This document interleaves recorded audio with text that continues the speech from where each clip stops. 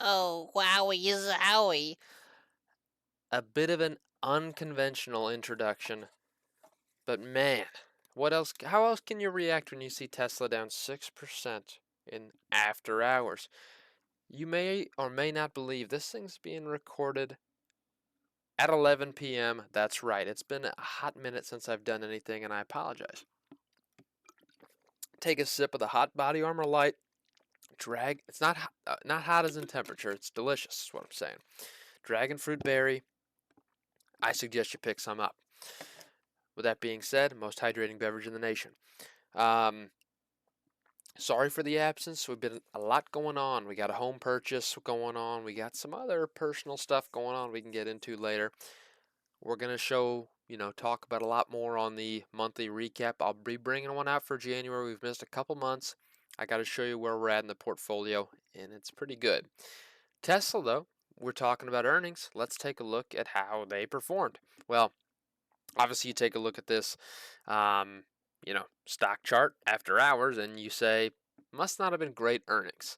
Now, when I look at these, a company like Tesla, you just know going into this, there's going to be a lot of heightened volatility. Regardless of what the earnings show, this stock's going to move 5% up, 5% down.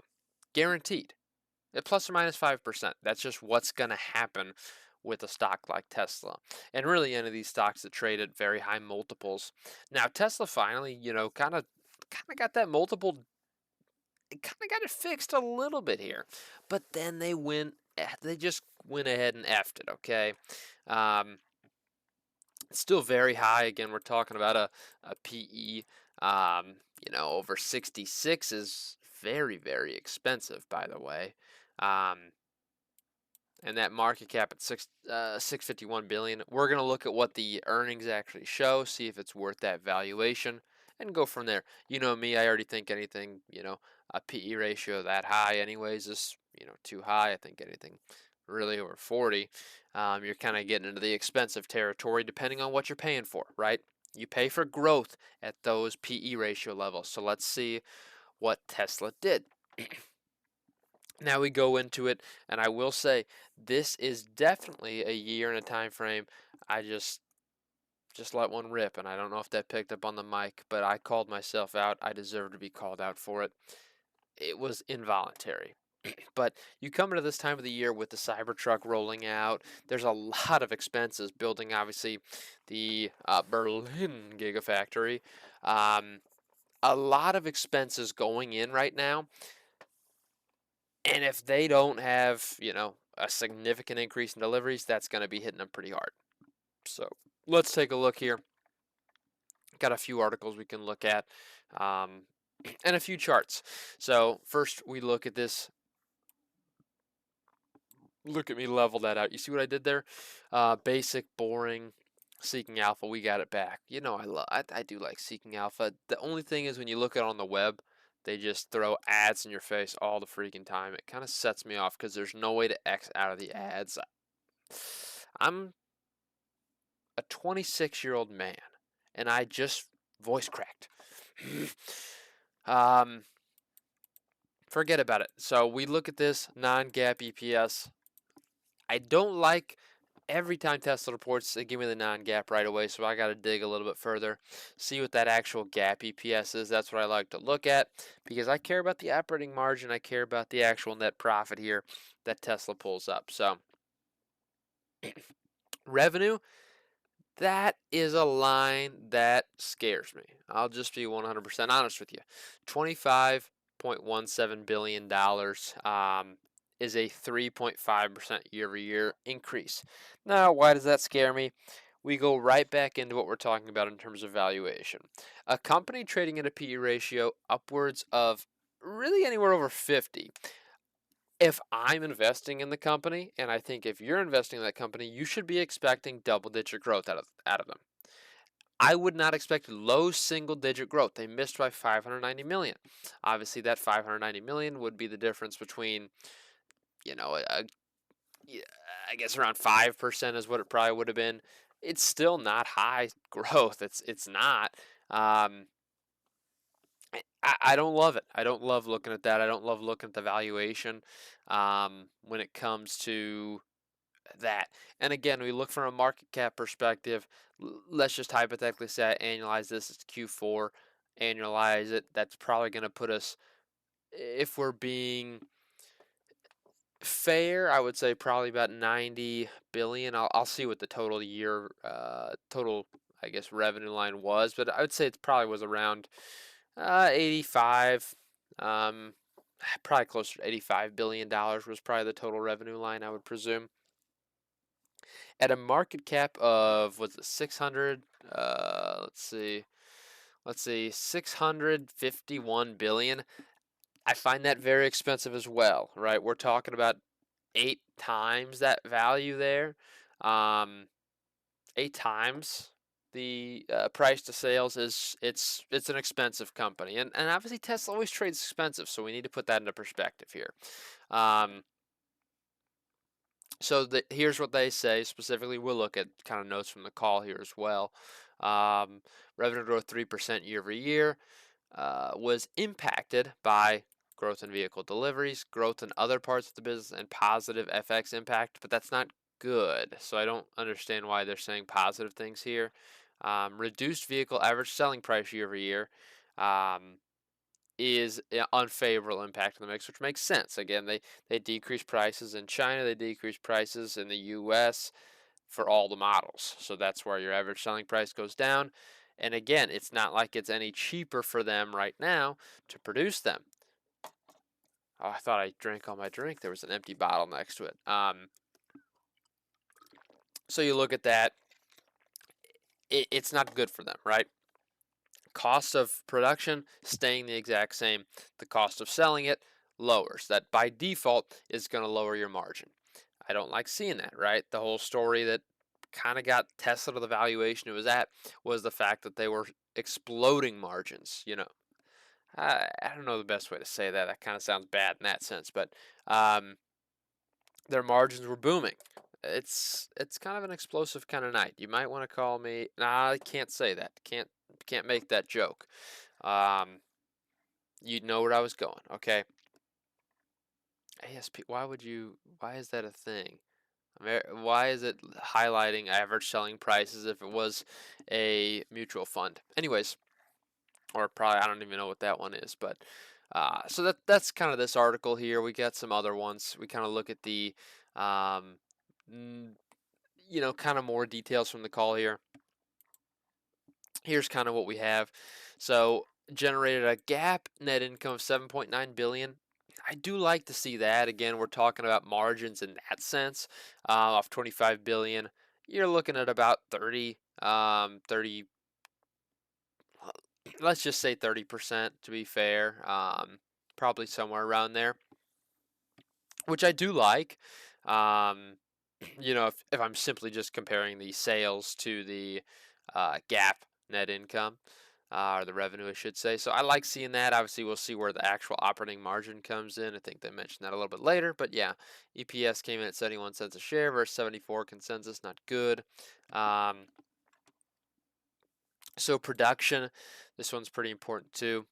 This is where you really see the impact of that average selling price decrease. 13% increase in production, but 20% increase in delivery. Obviously, that's a massive number. That much it's significant. But when you see that, you'd probably also expect to see the the revenue increase by similar numbers, you would expect because you're selling that many more vehicles. But the issue is the average selling price decreased by that much to where it completely negates that. It completely negates that. So they had to grow vehicle deliveries by 20%. If they grew by 15%, we'd be talking about a year-over-year decrease in revenue. We would. So it's something they had to do. So it's good that they did, but definitely hurts. So Model 3, Model Y accounted for 95% of the quarterly total, obviously. Cybertruck's not really relevant at the moment. They will be as they're starting to roll them out, but not really for Q4 here. Not going to be relevant. So, um, operating margin came in at 8.2% of sales versus 16% a year ago. completely slashed it in half operating margin. There's a couple charts coming up that kind of show that in better detail. I don't like seeing that at all. Um, we're talking about, something that's going to be trading at an increasingly high valuations, decreasing the metrics. Look, we finally got Tesla into the positive here in terms of margins, and now it looks like we're slipping back. And I don't like to see that. Um, I don't like to see that when you're looking at a stock to invest in personally. So, um, but yeah, I mean, look, it's worth mentioning. The cost of the Cybertruck ramp up production were one of the major factors. Obviously, that makes sense.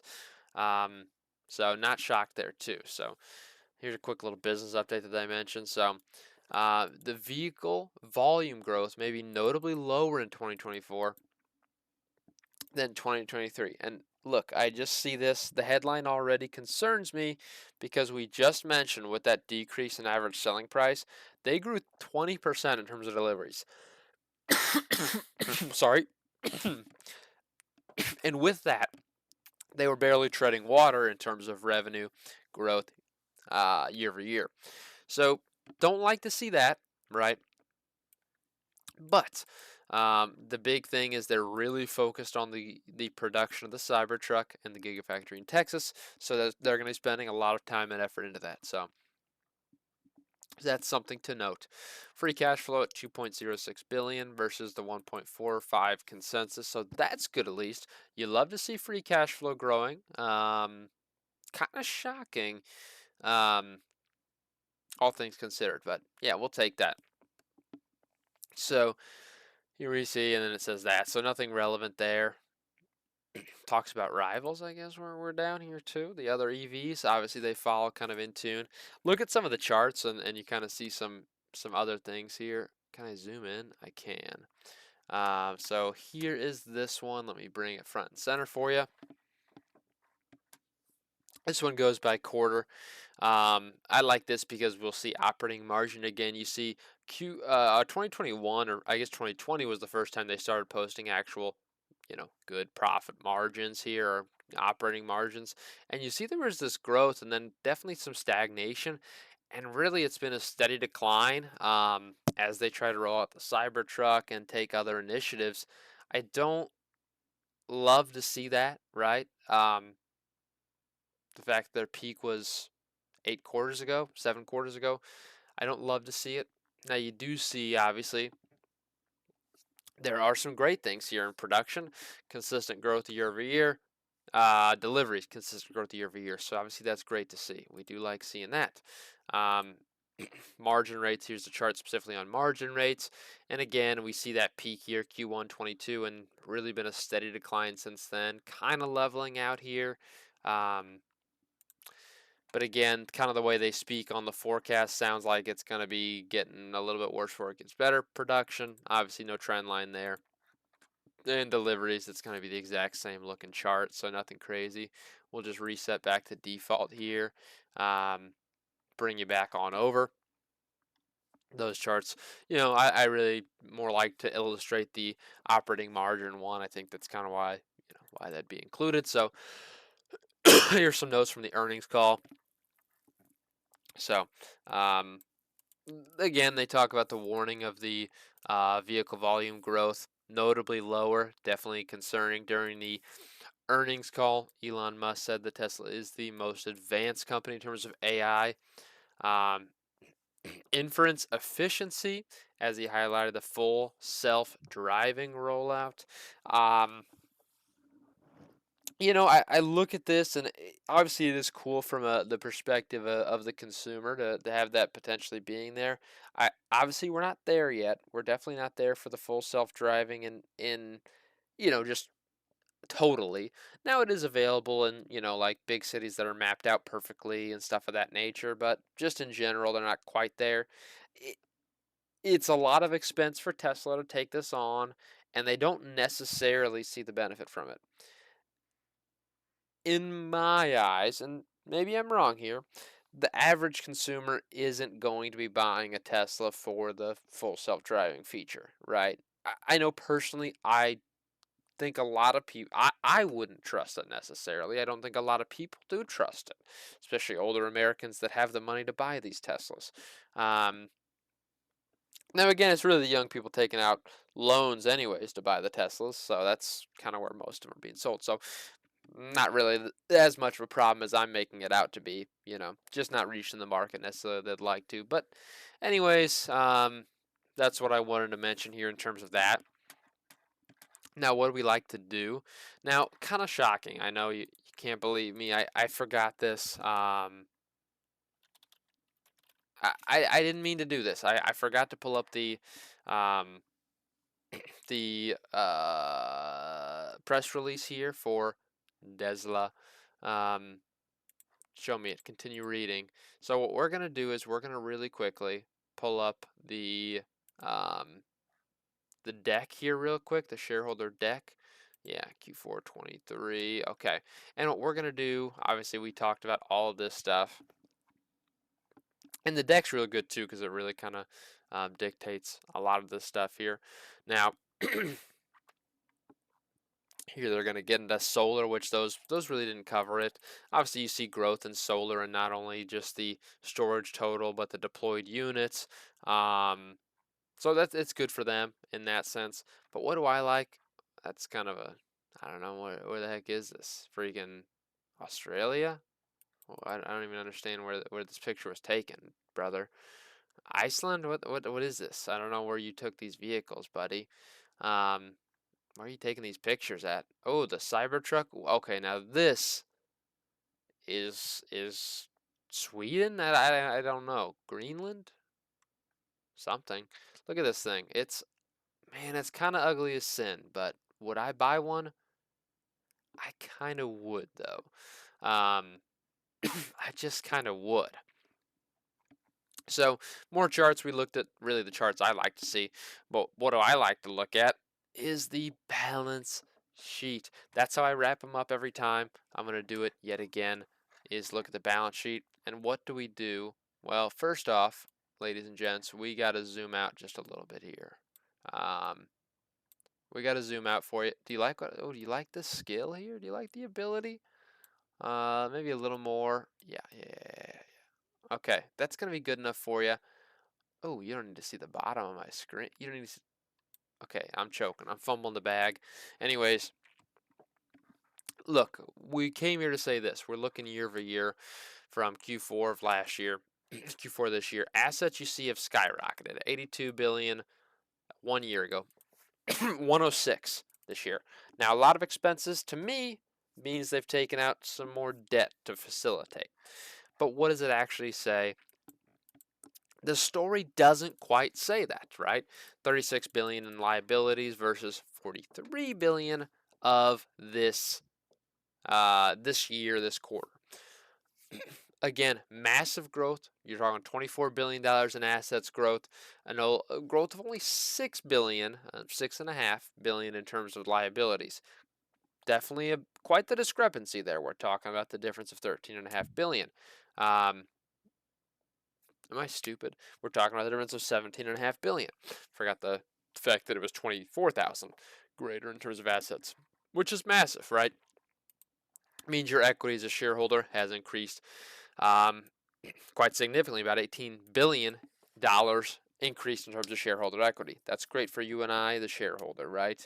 I say you and I, but I only hold 2 shares of Tesla that I bought at 140, so it's really irrelevant for me. It's the smallest position I own.